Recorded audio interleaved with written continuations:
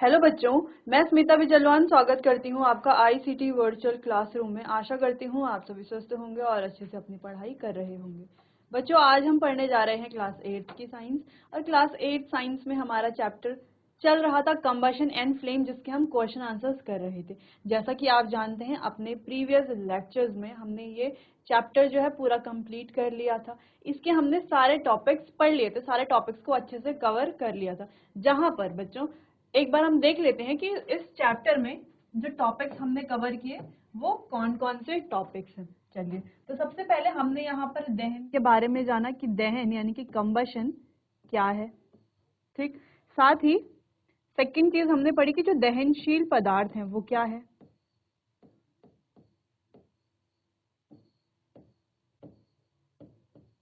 अच्छा, दो तरह के पदार्थ होते हैं, एक दहनशील और एक गैर दहनशील, है ना। तो गैर दहनशील पदार्थ कौन से होते हैं? जिनसे दहन या कंबशन या आग नहीं लगती। जैसे कि अगर हम बात करें सीमेंट की, तो सीमेंट कैसा है बच्चों? गैर दहनशील है, यानी कि नॉन कंबस्टिबल सब्सटेंस है। बाकी हमने बात की थी दहन के लिए कौन कौन सी चीजें चाहिए। देखो बच्चों, पहले दहन के लिए दहनशील पदार्थ होना चाहिए, ऑक्सीजन होना चाहिए, और दूसरी चीज है वो है प्रज्वलन तापमान होना चाहिए।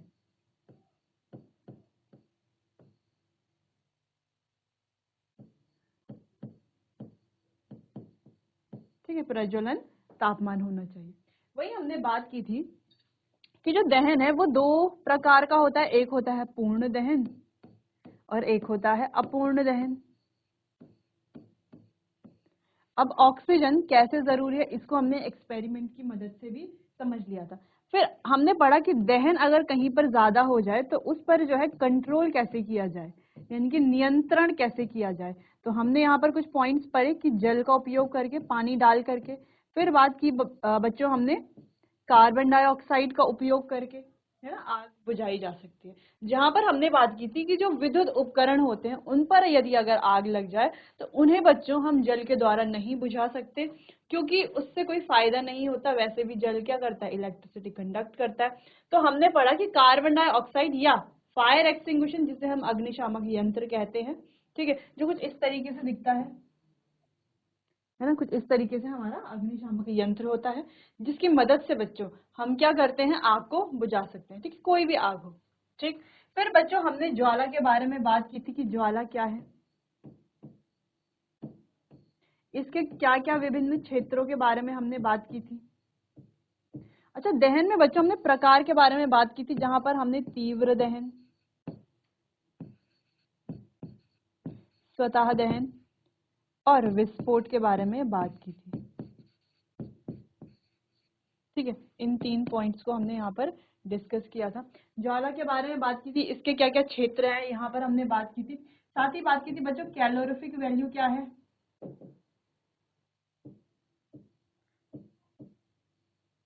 फिर बात की थी हमने कि एक गुड फ्यूल यानी कि अच्छा ईंधन क्या है। अच्छा, पहले हमने मेन ईंधन के बारे में बात की थी, फिर बात की थी बच्चों कि एक अच्छा ईंधन क्या है, इसके क्या क्या गुण हैं।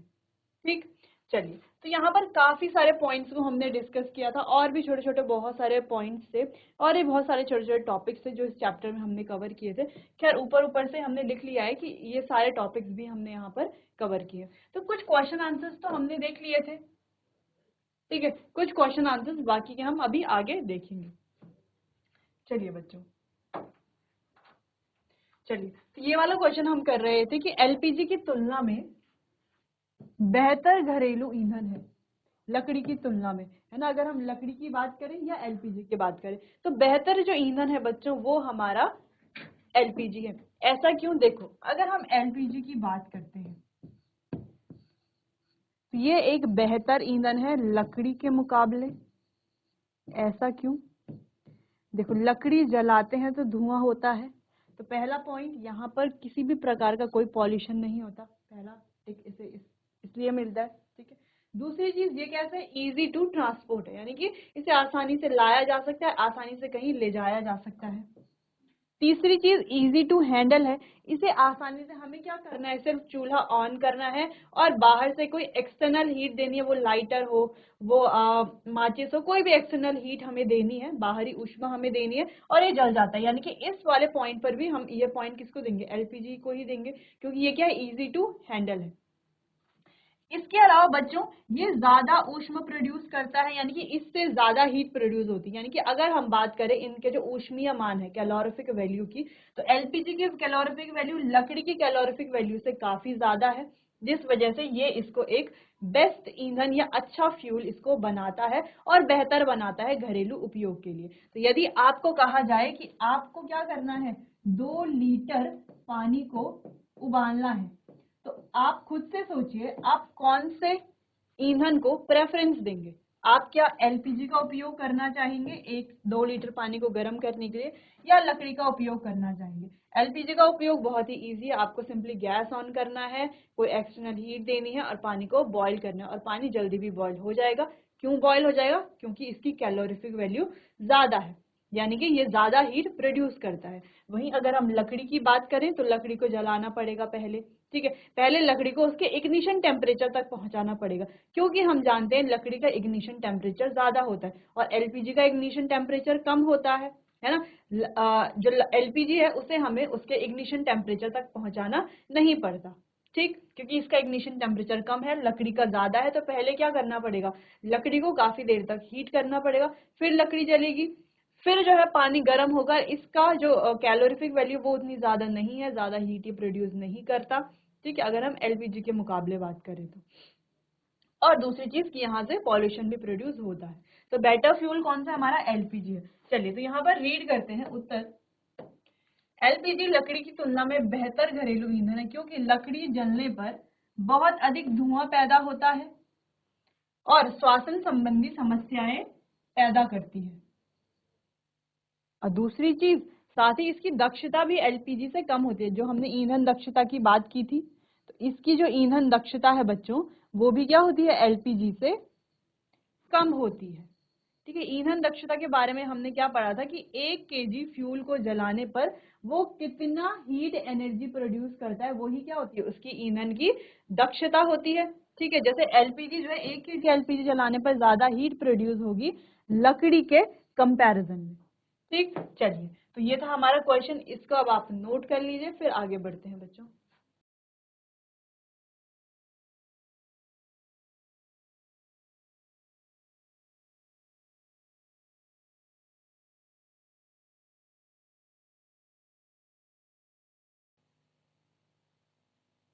चलिए तो नेक्स्ट क्वेश्चन की तरफ बढ़ते हैं।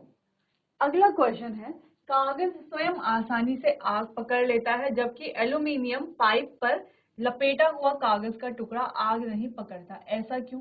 देखो, कागज तो आसानी से आग पकड़ लेता है, लेकिन एल्यूमीनियम पाइप पर लपेटा हुआ कागज का टुकड़ा आग नहीं पकड़ता, ऐसा क्यों होता है। चलिए इसको डिस्कस करते हैं। देखो, क्योंकि क्योंकि एल्यूमीनियम ऊष्मा का अच्छा सुचालक है, क्योंकि बच्चों जो एल्यूमीनियम है एक मेटल है ना, एक मेटल है यानी कि धातु है, ऊष्मा का अच्छा सुचालक है, जो कागज से ऊष्मा सोख लेता है और कागज आग नहीं पकड़ता, जबकि कागज स्वयं आग पकड़ लेता है। ये क्या करता है, कागज से सारी ऊष्मा को अब्सॉर्ब कर लेता है, यानी कि सोख लेता है, और कागज आग नहीं पकड़ता। तो इतना सा बस हमारे पास ये रीजन है, क्योंकि इस पर लगने वाली आग को जो है वो एल्यूमिनियम सोख लेता है, इस वजह से ये आग नहीं पकड़ पाता। सिंपल सा रीजन यही है। चलिए तो इतना आप नोट कर लीजिए।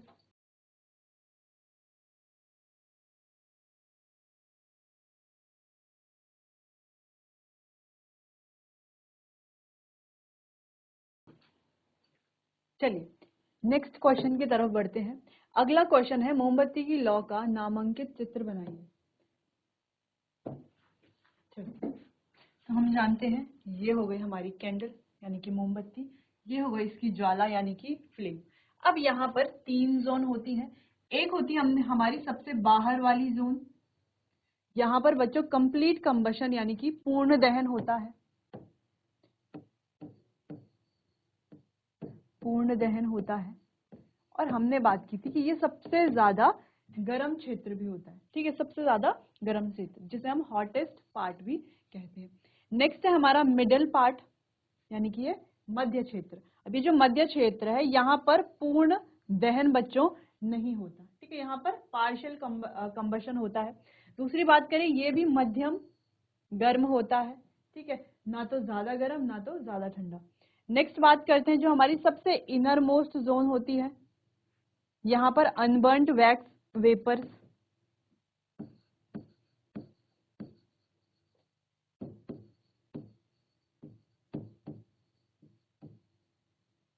यानी कि बिना जले मोमबत्ती के जो कण होते हैं वो यहाँ पर पाए जाते हैं, और ये सबसे कम हॉट होती है, यानी कि सबसे कम गर्म वाला ये भाग या क्षेत्र होता है।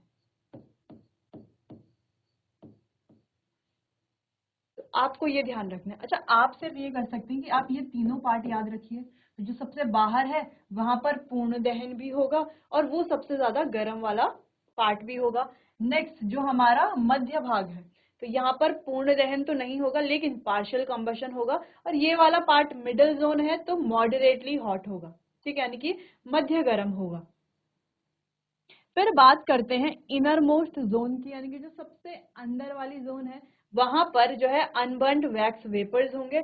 और बच्चों ये वाला जो पार्ट, ये वाला जो जोन है, सबसे अंदर वाला जोन है, ये सबसे गर्म पार्ट होगा, ठीक है। चलिए, तो इस तरीके से आप मोमबत्ती का डायग्राम ड्रॉ कर सकते हैं, और इसके जितने भी पार्ट्स हैं इनको आप अच्छे से इनकी नेमिंग कर सकते हैं। चलिए, इतना नोट कर लीजिए। चलिए, तो अब आगे बढ़ते हैं। अगला है हमारा, उस इकाई का नाम बताइए जिसमें ईंधन का कैलोरी मान व्यक्त किया जाता है। तो उसे कहा जाता है बच्चों किलो जूल पर केजी। तो किलो जूल पर केजी में हम क्या करते हैं, ईंधन का कैलोरी मान व्यक्त किया जाता है। इसकी जो कैलोरीफिक वैल्यू है इसमें व्यक्त की जाती है, ठीक है, किसमें, किलो जूल पर केजी। तो ये बहुत इंपॉर्टेंट क्वेश्चन बन जाता है, और ये बच्चों एमसीक्यू में पूछा जाता है कई बार, ठीक है। तो आपके जो भी टेस्ट होने वाले हैं उन पर आप ये क्वेश्चन देखोगे। चलिए, तो इतना नोट कर लीजिए।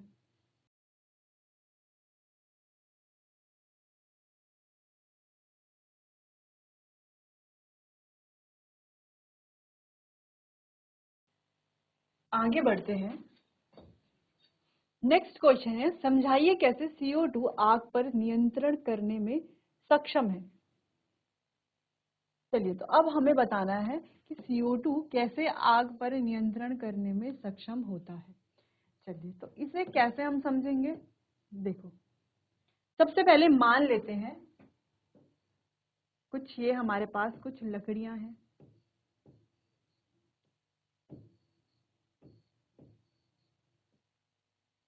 ठीक है, या कोई दहनशील पदार्थ मान लेते हैं इसे। क्या मान लेते हैं, ये है हमारे पास कोई दहनशील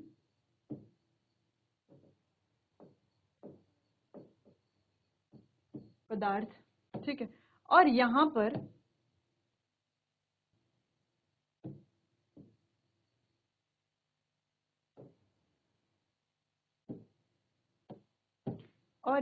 हो रही है दहन की प्रक्रिया, ठीक है। चलिए, यहाँ पर हो रही है दहन की प्रक्रिया। अब ये जो दहन यहाँ पर हो रहा है इसे कैसे बुझाया जाए, देखो सिंपली तो हम पानी का यूज करते हैं, लेकिन यहाँ पर क्वेश्चन में पूछा गया है कि कार्बन डाइऑक्साइड से कैसे हम जो है आग पर नियंत्रण पा सकते हैं, कैसे वो सक्षम है आग पर नियंत्रण पाने के लिए, ठीक है। तो हम क्या करते हैं बच्चों, सबसे पहले ये तो हमारे पास क्या है, ज्वाला है,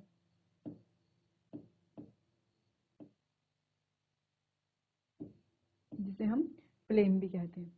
जब हम कार्बन डाइऑक्साइड इस पर स्प्रे करते हैं, जब कार्बन डाइऑक्साइड, अच्छा ये जो आग है वो जल किसकी वजह से रही है, पहला तो ये दहनशील पदार्थ, दूसरा यहाँ पर है ऑक्सीजन, ऑक्सीजन की मदद से। अब देखो, अगर आग खुले में जल रही है, कैसी भी जगह पर जल रही है, अगर वहां पर ऑक्सीजन की कंटिन्यू सप्लाई है, ऑक्सीजन कंटिन्यूसली सप्लाई हो रही है, तो आग जो है कंटिन्यू जलती रहेगी, ठीक है। चलिए, तो जब हम इस पर कार्बन डाइऑक्साइड को क्या कर लेते हैं बच्चों, स्प्रे कर लेते हैं, ठीक है। चलिए, तो कार्बन डाइऑक्साइड को हमने इस प्रकार से इस पर क्या कर लिया, स्प्रे कर लिया। ठीक है, पूरे आग के ऊपर हमने कार्बन डाइऑक्साइड को स्प्रे कर लिया। अब कार्बन डाइऑक्साइड स्प्रे करने से ऐसा क्या हो रहा है कि आग बुझ जाती है। देखो, तो ये जो कार्बन डाइऑक्साइड है थोड़ा कैसी होती है बच्चों, हैवी होती है, भारी होती है ऑक्सीजन से। ठीक है, जिस वजह से ये आग को पूरा घेर लेती है। किसकी तरह घेर लेती है, एक कंबल की तरह। जैसे जब हमें ठंडा लगता है ना, जब हमें ठंडा लगता है तो हम क्या करते हैं बच्चों, ठंड से बचने के लिए कंबल को अपने चारों ओर लपेट लेते हैं। कंबल को लपेटने से क्या होता है, जो बाहर की जो हवा है, जो ठंड है, वो हमारे वो जो है कंबल के अंदर आकर के हमारी बॉडी पर नहीं टकराती, जिस वजह से हमें ठंडा नहीं लगता। अगर वो कंबल ना हो तो हवा जो है डायरेक्ट हमारी बॉडी पर लगती है, जिससे हमें ठंडा लगता है। अगर हमने कंबल लपेट लिया तो हमें ठंडा नहीं लगेगा, क्योंकि हवा जो है वो कंबल के अंदर नहीं आ पाएगी, है ना। तो वैसे ही जो कार्बन डाइऑक्साइड है बच्चों, ये यहाँ पर एक ब्लैंकेट की तरह काम करती है, यानी कि एक कंबल की तरह काम करती है। अब कैसे कंबल की तरह काम करती है, अब देखो कैसे करती है। देखो, हमने कहा ये कंबल की तरह काम करती है, कैसे, क्योंकि ये क्या करती है, बाहर से जो ऑक्सीजन आ रही है, जिस ऑक्सीजन की मदद से ये जो दहनशील पदार्थ है कंटिन्यू जल रहा है, निरंतर जल रहा है, तो उस पर ये क्या करती है, एक ब्लैंकेट की तरह काम करती है और ऑक्सीजन की सप्लाई को अंदर आने से रोकती है।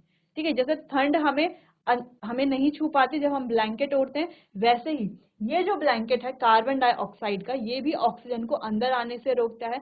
जब ऑक्सीजन अंदर नहीं आ पाएगी तो आग जो है वो आगे कंटिन्यू बर्न नहीं होगी, आग जो है धीरे धीरे धीरे धीरे बुझती जाएगी और एक टाइम ऐसा आएगा जब ये दहनशील पदार्थ ठंडा हो जाएगा और जो है आग आगे नहीं बढ़ेगी।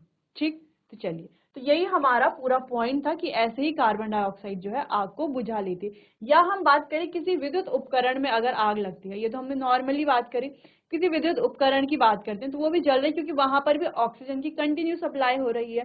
कार्बन डाइऑक्साइड डालने से वो क्या करता है, पूरा उसको अच्छे से घेर लेता है, कंबल की तरह उसको पूरा लपेट लेता है, जिस वजह से क्या होता है, आग आगे कंटिन्यू नहीं जलती, क्योंकि कार्बन डाइऑक्साइड की जो सप्लाई है वो रुक जाती है। ठीक है, चलिए, तो अब एक एक करके जो है बच्चों इन सारे पॉइंट्स को हम अच्छे से यहाँ पर देखते हैं। तो पहला है ऑक्सीजन। अब सबसे पहले हमें आग की कार्बन डाइऑक्साइड कैसे आग को बुझाने में या नियंत्रण करने में सक्षम है, उससे पहले ये जानना होगा कि आग जब लगती है उसके लिए इंपॉर्टेंट फैक्टर क्या क्या है। तो ये हम जानते हैं, देखो, दहनशील पदार्थ होना चाहिए आग के लिए, ऑक्सीजन होनी चाहिए, और ये जो पदार्थ जल रहा है उसका जो प्रज्वलन तापमान है वो अपने प्रज्वलन तापमान पर पहुंच जाना चाहिए, है ना। हमारे पास हीट होनी चाहिए, यानी कि ऊष्मा होनी चाहिए, जिससे कि हम जो पदार्थ जल रहा है वो उसके प्रज्वलन तापमान पर पहुंच जाए। ठीक, चलिए, तो पहला है ऑक्सीजन, ईंधन की उपस्थिति और ऊष्मा की उपस्थिति में। क्योंकि ऊष्मा की उपस्थिति में कैसे, ये बात है इग्निशन टेम्परेचर, यानी कि वह न्यूनतम टेम्परेचर या वो न्यूनतम तापमान जिस पर कोई पदार्थ आग पकड़ता है, जिसे ज्वलन तापमान के रूप में जाना जाता है। ठीक है, ऊष्मा की बात यहाँ पर वही हो रही है, ज्वलन तापमान, प्रज्वलन तापमान भी जिसे हम कहते हैं वो। ठीक, चलिए, अब आगे बढ़ते हैं। आग पर नियंत्रण पा सकते हैं कैसे। सबसे पहले तो इन तीनों में से कोई सी भी चीज अगर हम हटा दें, जैसे यहाँ से ऑक्सीजन हटा दे तो आग बुझ जाएगी।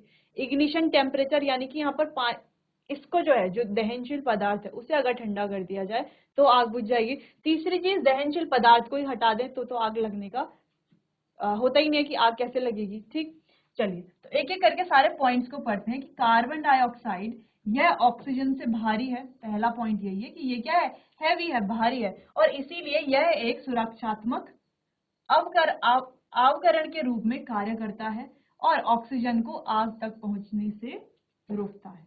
ठीक है, चलिए, तो वही हमने बात की कि ये क्या करता है, ये जो कार्बन डाइऑक्साइड है ये क्या है, ऑक्सीजन से ज्यादा हैवी है, यानी कि भारी है, और ये क्या करता है, आग के चारों तरफ क्या करता है, एक लेयर बना देता है, जिस वजह से ऑक्सीजन अंदर नहीं जा पाती।